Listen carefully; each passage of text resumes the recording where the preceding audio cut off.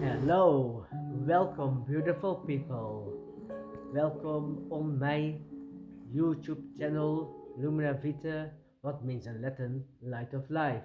I'm K.Y.A.K and in this video I'm going to talk about thinking for yourself and maintaining the right balance and recognizing dangers. First, a introduction, then I will continue. More and more people are experiencing health complaints from the latest technology in the new types of smartphones and laptops from the year 2020 and everything that follows. They experience dizziness, fatigue, memory loss, and headaches. Another important symptom is going blank for a moment. There are even people who cannot drive a car due to concentration problems caused by radiation from a new smartphone model and therefore choose for an older smartphone model. And while there are quite a lot of people experiencing this, there are many more who do not seem to be bothered by it, or experience it to a lesser degree, or who do experience it but do not want to acknowledge it. An additional consequence is that when you carry a device with you all the time, you no longer notice the difference, meaning you no longer know where any potential complaints are coming from. Nevertheless, it made me think about how people deal with risks and dangers in general, regardless of how great and proven certain dangers actually are, because it is about dangers in general. We want evidence and we want research. Unfortunately, not everything that has been researched is equally reliable. Studies sometimes show that results are refuted. For example, it was assumed that tattoo ink was safe, nothing to worry about, until this was debunked, and many inks were banned in European countries in Europe because they were allegedly carcinogenic, resulting in the need to produce many new inks. Returning to smartphones and laptops, you are better off using a model from before 2020 as long as it is still possible. We are in the AI era, and God has also laid down a very transparent one for everyone to see. In the Bible, thousands of years ago, it was written about this era with AI and where it is leading, namely the mark of the beast, a narrow link that makes you a prisoner in your own body. Such a narrow link can take over your movement, speech, and emotional and hormonal balance. You fall into demonic darkness and experience the worst lovelessness, partly because you thereby allow demons, astral parasites, into your deeper being where they absolutely do not belong. Many people today find their way to Jesus because they experience that he truly lives and reveals himself personally. Jesus wants the best for humanity. More and more people are sharing extraordinary experiences, dreams, and encounters that have brought them closer to a relationship with Jesus. Many testimonies from people who are sharing these stories can be found on YouTube. Take a look if you like. Many atheists too are confronted with the spiritual, the divine, the demonic, the paranormal through personal experiences. People who have labeled others as crazy or a nutcase gain different perspective perspective on these subjects through their own experiences. For some, it feels as if their eyes have been opened because they have now come into contact with these experiences themselves. Regarding older smartphones, their radiation falls under non ionizing radiation. This type of radiation has insufficient energy to dislodge electrons from atoms and therefore does not cause ionization, a process that can directly damage DNA. Nevertheless, some countries used to display warnings on phone packaging advising people to keep their distance from their bodies. Not without reason. Attention was also paid to this at my school in the past to raise awareness regarding potential risks. Perhaps people are suffering not only from the radiation but from another technology in the smartphones with a different function and purpose.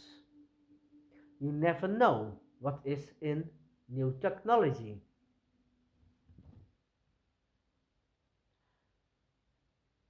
What I am going to talk about today is that it is important to keep seeing dangers and to keep thinking for yourself in the right balance.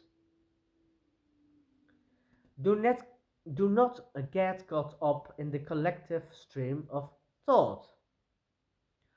Why do people sometimes resist seeing dangers? Isn't it time to overcome cognitive distortion, the normality bias? And isn't it better to stop assuming that things will automatically continue to go well, simply because that has usually been the case? Can we stop underestimating new and invisible risks? Cognitive dissonance. If something is potentially dangerous but we use it daily, it is uncomfortable to acknowledge that. It requires for knowledge, love, and responsibility to to stop talking away these risks. We often feel powerless and tend to cling to the positive. After all, no one wants something we live with every day to be potentially harmful. That is precisely why it is important to remain vigilant for potential risks. By facing this reality, processing it, and dealing with it consciously, we can better respond to what is needed for ourselves and for each other. Therefore, stay alert, support one another where necessary, and continue to think consciously about the choices we make. Furthermore, it is also said that regarding radiation and technology, we are once again in the same era as the asbestos era in the sense that the long-term dangers are unknown. In the time of asbestos, people did not know this at first either. Asbestos was seen as a miracle product whose dark side only came to light much later. Asbestos had miraculous properties that you would not find in any other product. It was wear resistant, strong, chemically resistant, indestructible against heat, dirt cheap, and had excellent insulation properties. There was a gap of 10 to 14 years, 10 to 40 years between inhaling the fibers and becoming ill. Another factor is that people were already aware of the danger before they shared it publicly and took action. There had been signs for a long time, as early as the 1930s, that workers in asbestos mines were becoming ill. Asbestos was not officially banned in the Netherlands until 1993. You can dismiss this subject, but if you think about it honestly, isn't there at least a small truth in it? Or do you think it is necessary due to all those people who actually experience symptoms? Perhaps there are many more people with such complaints who do not speak about them because there is a taboo surrounding this subject. The taboo applies to all complaints in such situations. Availability heuristic. We perceive risks as greater if they are visible or spectacular, such as traffic accidents, and smaller if they are invisible or slowly acting, such as forms of pollution. When authorities say something is safe, many people accept that. But isn't there too much trust in authorities? Other people, however, become suspicious and start believing the opposite, which is not helpful either, because it is actually good to keep thinking for yourself at all times with a healthy and clear mind. People are not necessarily unwilling or stupid, but their brains are not built to assess risks objectively, and unfortunately, this is exploited. Nevertheless, this can be learned partially by learning to think for oneself, to investigate, and very importantly,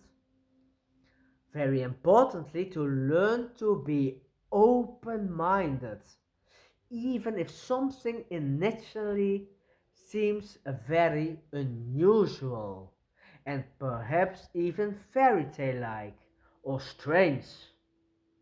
How important is it to recognize dangers? Isn't this crucial? The ability to see risks and respond to them proportionally is one of the most important skills for health and safety. Think of food safety, road safety, environmental and health risks. But it is not just about seeing that there is danger, but also about how great the danger actually is. Sometimes there is too much fear of things that pose little risk. Sometimes there is too little fear of greater risks, and these are ignored. We are becoming increasingly dependent on technologies and systems whose long term effects and intentions are not yet fully clear.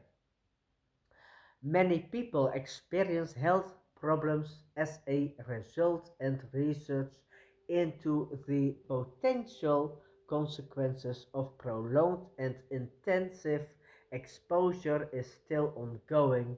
This raises the question for some: how much do agencies and companies actually know behind the scenes? Therefore, remain open to new information, but also look critically at the available evidence and the true extent of potential dangers. Do not blindly accept everything, but continue the dialogue. Resistance to acknowledge risks often stems from normal psychological mechanisms, but also from conscious pre programming of humanity, of which not everyone is aware. Whereas recognizing real dangers is essential provided it is based on facts and reliable information. Sometimes it is intuition and a divine compass that provides warnings. This is also very important, but keep verifying. Therefore, always look critically at the source of information, the interest behind organizations, and the purpose they serve. Ultimately, it is important to continue thinking independently and making conscious choices. Look beyond the surface. Don't just look at your own generation, but look across generations and look at it from above. A reflective question: when was it the last time that you underestimated or overestimated a risk? Thank you for watching. See you next video.